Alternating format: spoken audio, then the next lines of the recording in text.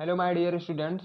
आप सभी का स्वागत है अपने यूट्यूब चैनल एस फार्मा में। आप सभी कैसे हैं? आई होप आप सभी बहुत ही अच्छे होंगे।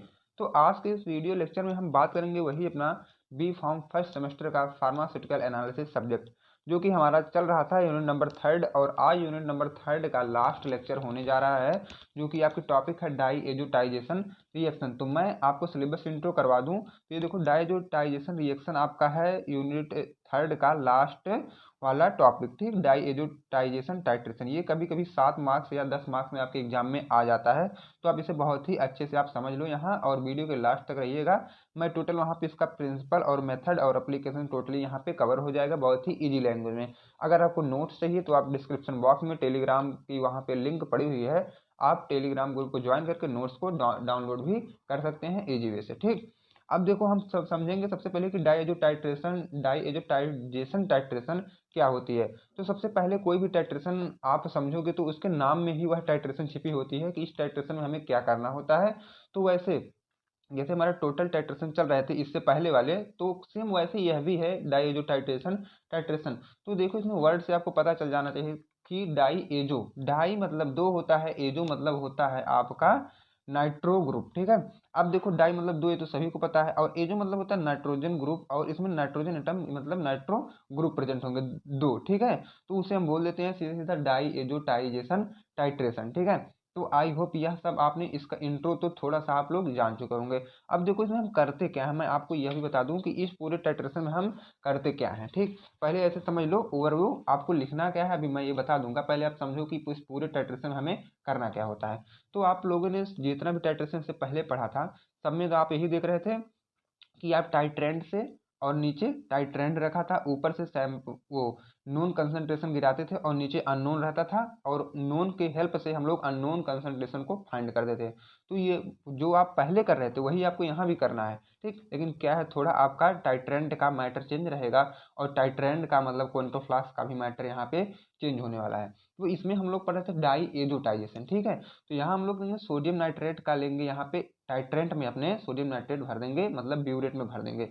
और हमारे जो कोनिकल फ्लास्क होते हैं, कोनिकल फ्लास्क मतलब एनालाइट, एनालाइट मतलब टाइट्रेंड, ठीक है, जो कि डाउन मतलब नीचे होते हैं, उसमें हम क्या करेंगे, तो उसमें हम यह भरेंगे अपना सैंपल, और सैंपल में ऐड करेंगे HCl और KBr, ठीक है। सैंपल के साथ HCl और KBr, अभी मैं बताऊंगा HCl और KBr क्यों भरा जाता है, ठीक। तो सैंपल के साथ HCl और KBr हम भर देंगे।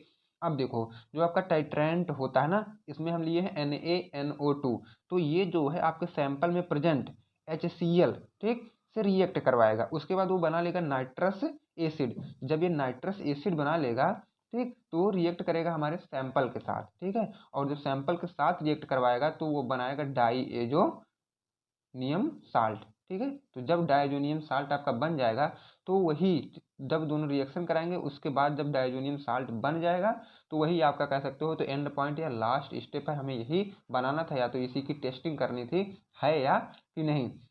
अब देखो, इसको हम टेस्ट कैसे करेंगे, इसका एंड पॉइंट कैसे डिटेक्ट करेंगे। उसमें एक आता है फिल्टर पेपर वाला इंडिकेटर, ठीक है। तो फिल्टर पेपर वाला इंडिकेटर का यूज करके हम उसमें डिप करेंगे फिर निकालेंगे, डिप करेंगे फिर निकालेंगे।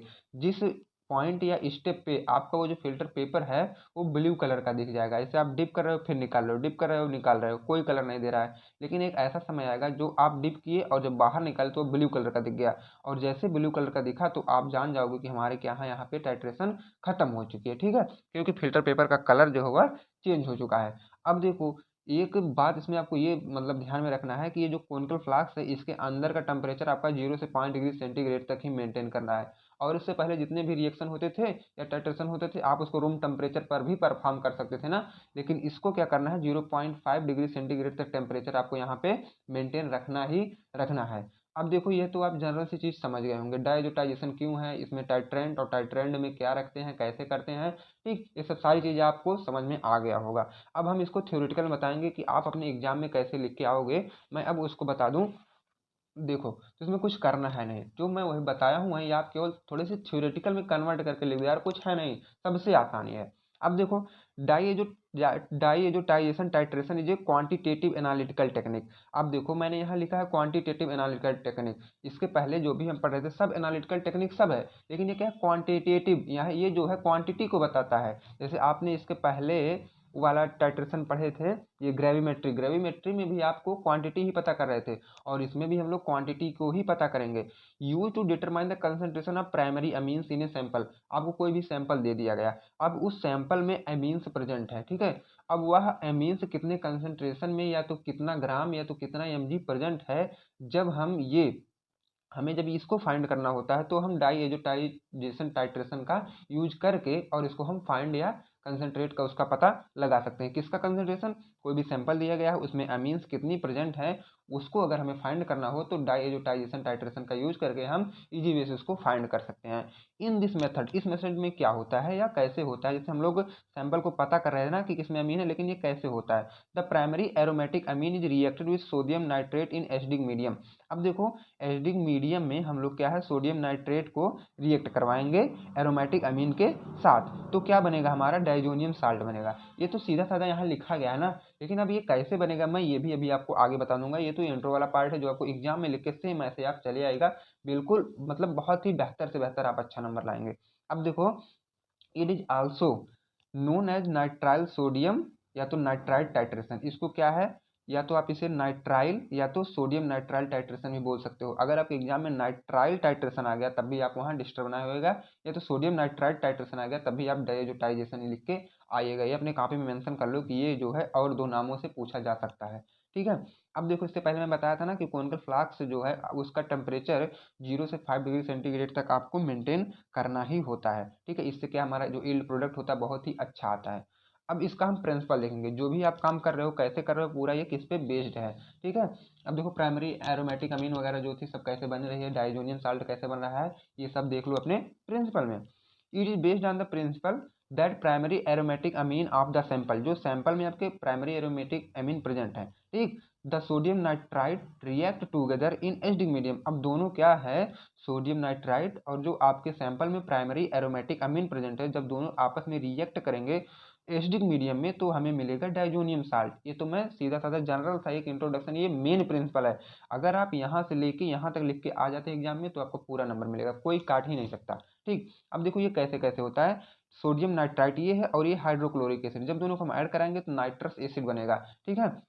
और जब नाइट्रस एसिड बनेगा तो NaCl वहाँ पे बाहर चला जाएगा, ठीक है। अब देखो इसमें क्या होता है, aniline plus HNO2 plus HCl। अभी उसके बाद क्या बनता है हमारा डाइजोनियम साल्ट, और हमें यही डाइजोनियम साल्ट ही तो बनाना था, तो डाइजोनियम साल्ट वाला देख लो ये सीधा सीधा रिएक्शन लिखा गया है। और जब डाइजोनियम साल्ट हमारा बन जाता है वहीं पे हमारी क्या है, डाइजोटाइजेशन टाइट्रेशन स्टार्टिंग कह सकते हो, तुरंत वहाँ से मतलब स्टार्टिंग या एंड पॉइंट हमें डिटेक्शन करना हम स्टार्ट कर देते हैं, ठीक है। हमें मेन यही डाइजोनियम साल्ट ही बनाना है। अब देखो आपके सिलेबस में यह भी मेंशन किया गया है यह कितने मतलब इसका मेथड, देखो सिलेबस से आप एक बार मैच कर लो अपने सिलेबस, आप अपने पास जरूर रखे होंगे सिलेबस, तो सिलेबस से मैच कर लो। यहाँ पे आपको मेथड भी पढ़ना है डाइजोनियम टाइट्रेशन का। अब मैं बात करूंगा मेथड की, इंट्रो वाला पार्ट आपका कवर हो गया। अब देखो इसमें मेथड यह जो है 3 मेथड पे डिपेंड होता है, एक डायरेक्ट, एक इनडायरेक्ट, एक अदर वाला होंगे। अब देखो हम बारी बारी से तीनों मेथड को समझ लेते हैं कि ये तीनों मेथड क्या होते हैं, ओके। अब देखो सबसे पहले हम समझेंगे कि हमारा डायरेक्ट मेथड क्या होता है। डायरेक्ट मेथड आप समझ लो, द मेन प्रिंसिपल, जैसे कि नाम से पता चलता है कि डायरेक्ट, इसमें कुछ इनडायरेक्टली नहीं करना है। आप जैसे अपने कॉलेज से घर आ रहे हो तो कहीं बिना किसी चौराहे पर रुके हुए डायरेक्ट आप घर आ गए, ये क्या है डायरेक्ट मेथड है ना। तो कुछ या इसी से कोरिलेट करते हुए आप ये वाला मेथड समझोगे तो बहुत ही आसान से आपको याद हो जाएगा। The main principle involve this method is treated the amino group containing drug. अब देखो मतलब ये आपका सैंपल हो गया, ठीक है, विथ एसिड सोल्यूशन। इसके पहले हम क्या बता रहे थे, आपका सैंपल में, ठीक है, अमीन वाला जो सैंपल प्रेजेंट है उससे क्या है हम रिएक्ट करवाते हैं, तो वही बात यहाँ लिखा गया है। जो आपका ड्रग है वह अमीनो ग्रुप क्या है, कितना उसके साथ प्रेजेंट है, और उसको हम एसिडिक सोल्यूशन में क्या है उसको ट्रीट करवाएंगे, मतलब रिएक्ट करवाएंगे। तब क्या होता है, the resulting solution is emerge in the cold water both 0.5 degree centigrade. अब जो आपका सोल्यूशन यहाँ रिएक्ट होने के बाद मिला है उसको क्या है 0.5 डिग्री सेंटीग्रेड टेम्परेचर तक क्या है उसको ठंडे जगह पे कहीं पे रख देंगे। अब देखो then this solution is titrated with the sodium nitrate solution. अब वही जो आप सोल्यूशन रखे थे ना, अब उसको सोडियम नाइट्रेट सोल्यूशन के साथ टाइट्रेट करवाओ। उसके बाद एंड पॉइंट का डिटेक्शन आप आसानी से कर सकते हो। बहुत मेथड आते हैं जैसे कि फिल्टर पेपर वाला मेथड मैंने आपको बताया था, अभी आगे और डीप में बताऊंगा कि फिल्टर पेपर कौन से यूज करना है, कैसे यूज करना है, टोटल जानकारी आपको यहीं पे डाउट क्लियर हो जाएगा।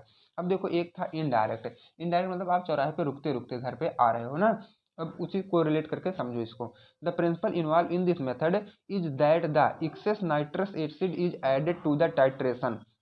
ठीक है, जो आपका नाइट्रस एसिड जो बचा हुआ था उसको हम लोग अब टाइट्रेशन में यूज करेंगे, and it is back titrated with other appropriate titrant. अब इसको बैक टाइट्रेशन या इनडायरेक्ट टाइट्रेशन मेथड भी क्यों बोला जाता है, क्योंकि जो भी बचे हुए थे ना अब उसको भी हम कर रहे हैं टाइट्रेशन, इसीलिए इसको इनडायरेक्ट या बैक टाइट्रेशन भी इसे बोला जाता है। This method is only use for titration of insoluble diazonium salt. अब जाहिर सी बात है जो डाइजोनियम सॉरी फ्रेंड जो सॉल्युबल हो जाएंगे उसका तो हम एंड पॉइंट डिटेक्शन आसानी से कर सकते हैं, लेकिन जो नहीं सॉल्युबल हुआ है अब जो बचे हैं अब हम उनको इनडायरेक्ट मेथड से फिर करेंगे, छोड़ेंगे नहीं इसको, फिर करेंगे इनडायरेक्ट मेथड से। ठीक है, तो यह उसी के लिए होता है। This method is only use for titration of insoluble diazonium salt. जो डाइजोनियम साल्ट जो है सॉल्युबल नहीं है उसके लिए हम इसको करते हैं।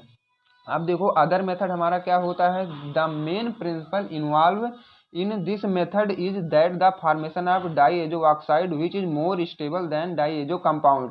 अदर मेथड आपका क्या है, the main principle involve in this method. आपका मेन प्रिंसिपल इसमें क्या इन्वॉल्व होता है, फॉर्मेशन ऑफ डाईएजो ऑक्साइड। ठीक, यहाँ पे आपको डाईएजो ऑक्साइड बनेगा which is more stable than the diazo compound. जो डाईएजो कंपाउंड से बहुत ही ज्यादा स्टेबल होता है आपका डाईएजो ऑक्साइड वाला कंपाउंड। अब ये सब हम कैसे करेंगे इसका आप प्रोसीजर भी समझ लो। इसका प्रोसीजर बहुत मतलब कह सकते हो बिल्कुल आसान होने वाला है। सबसे पहले हमें क्या बनाना है, नाइट्राइट सोल्यूशन बनाना है। तो नाइट्राइट सोल्यूशन बनाने में हम लोग क्या करेंगे, preparation of 0.1 mole sodium nitrite solution. तो ये हमारा बनता कैसे है, हम इसको अब देख लेते हैं। 75 gram of sodium nitrite is way and dissolve in distilled water. 75 gram sodium nitrite हमें क्या है, एक्यूरेटली उसको वे कर लेना है और डिस्टिल्ड वाटर में डिजॉल्व कर लेना है। उसके बाद हमें क्या करना है, आफ्टर डिजोल्यूशन, जब आप डिजोल्यूशन या डिजॉल्व कर लिए तब क्या करना है, volume is made up to 1 litre. अब डिस्टिल्ड वाटर का यूज करके जो भी आप डिजॉल्व किए 75 ग्राम सोडियम नाइट्राइट, ठीक है, अब वह उसकी वॉल्यूम जो है 1 लीटर बना लो।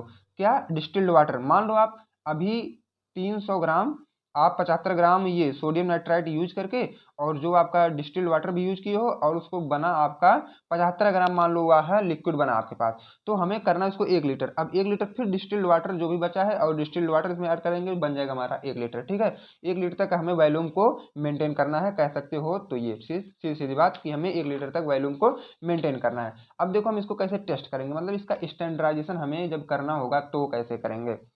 आप लोग यहाँ पीछे क्या है, वॉल्यूम पूरा बना लिए। अब हमें करना है सीधा सीधा टाइट्रेशन।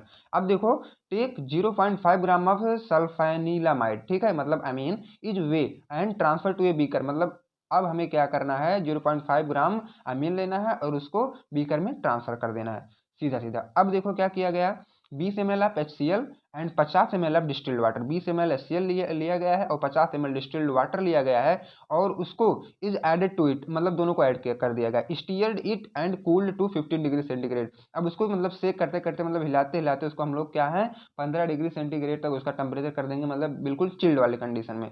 उसके बाद 25 gram of crushed ice is further added and titrated with sodium nitrile solution. अब देखो मैं आपको यही बताया था कि जो यहाँ कॉनिकल फ्लास्क का आपका टेम्परेचर 0.5 डिग्री सेंटीग्रेड तक होना चाहिए ना, तो इसको बनाने के लिए हम लोग 25 ग्राम इसमें बर्फ का टुकड़े को रगड़ करके मतलब अच्छे से पीस करके हम लोग क्या है सोडियम नाइट्राइल सोल्यूशन के साथ रख देते हैं कॉनिकल फ्लास्क में। अब क्या होता है, and point is determined with the help of starch iodide paper. मैं आपको बता रहा था ना कि पेपर के हेल्प से हमें करना है ना, तो देखो यही पेपर है स्टार्च आयोडाइड पेपर। ठीक है, अब हमें इसी के हेल्प से एंड पॉइंट का डिटेक्शन करना है। Glass rod is dipped into solution and touch to starch iodide paper, deep blue colour indicate end point. जब आपको, ठीक है, गहरा मतलब कह सकते हो तो गाढ़ा ब्लू कलर जब आपको दिखने लगेगा, जो आप इंडिकेटर मतलब पेपर का यूज करे हो वो ब्लू कलर का हो जाएगा, तो आप सीधे सीधे क्या आइडेंटिफाई कर सकते हो। अब देखो 1 mole of 0.1 normal sodium nitride equal to कितना होता है, ईच 0.01722 ग्राम ऑफ सल्फेनिलमाइड। ठीक है, इसके दोनों ये इक्वल होते हैं। अब आपके सिलेबस में यह भी मेंशन किया गया है कि इसका एप्लीकेशन बताओ, तो मैं एप्लीकेशन भी यहाँ पे आपको बता देता हूँ। एप्लीकेशन क्या होता है, मतलब इसका यूज कहाँ है। जैसे आप डायोजोटाइजेशन टाइट्रेशन पढ़ लियो, अब अपने फ्यूचर में इसका यूज कहाँ करोगे, जब आपको एरोमेटिक अमीन का डिटर्मिनेशन करना होगा तब आप इसका यूज कर सकते हो, और सल्फा ग्रुप का जब आपको डिटर्मिनेशन करना होगा किसी भी सोल्यूशन या सैंपल में तब कर सकते हो, और प्रोकेन हाइड्रोक्लोराइड में भी आप इसका कर सकते हो। आप जब 5th या 4th सेमेस्टर में जाएंगे ना तो आपको मेडिसिनल केमिस्ट्री मिलेगी, तो वहाँ पे इसका बहुत ही ज़्यादा यूज है कि आप एक ड्रग को कैसे आप डिटरमाइन कर सकते हो कि इसमें कौन सा ग्रुप प्रेजेंट होता है। तो आज फ्रेंड्स यहीं पे आपकी जो 3rd यूनिट थी इजी वे से टोटल लेक्चर कंप्लीट हो गए। ठीक, अगर आप और भी लेक्चर देखना चाहते हैं तो डिस्क्रिप्शन बॉक्स में जाएं, उसका मैं अलग से प्लेलिस्ट बनाया हूँ फार्मास्यूटिकल एनालिसिस का, आप वहाँ से इजी वे से देख सकते हैं। ठीक है, अब देखो और भी अगर आपको लेक्चर देखना है तो टोटल लेक्चर में यहाँ पे हर एक चीज़ फ्री में प्रोवाइड हो रही है। ठीक, तो आप तुरंत चैनल को सब्सक्राइब कर लो और इसका यूज या लाभ ले सकते हो। अब हम मिलते हैं आपसे यूनिट नंबर 4th में, तब तक के friends bye bye, take care, thank you.